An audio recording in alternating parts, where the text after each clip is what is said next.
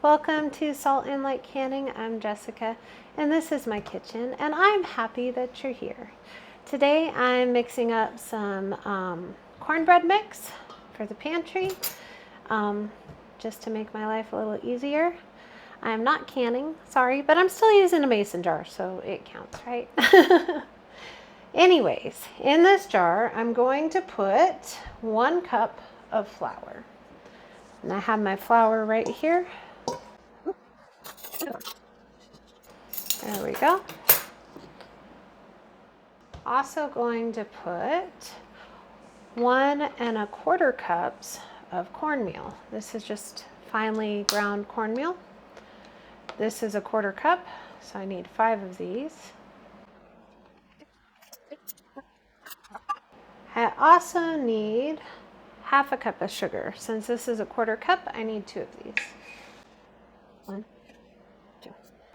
Now I need a tablespoon of baking powder. And I also need 1/2 teaspoon of salt. There's my cornbread mix. Now, when we make our cornbread, it says this will make a 9x9 pan.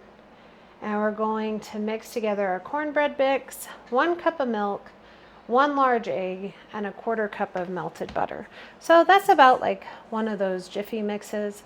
I haven't purchased cornbread mix in a long time, but I thought it would be nice to have 1 or 2 of these on the shelf so it would make my life easier if I'm making like a corn casserole or I just want to do some quick cornbread for dinner. So anyways, I hope this encouraged you. I hope it blessed you. Let me know what you're doing in your pantry for your family, and if you buy mixes or if you make your own, let me know what's your favorite. Anyways, be so blessed. Know that you're loved and be a blessing to someone else. I'll see you in the next video.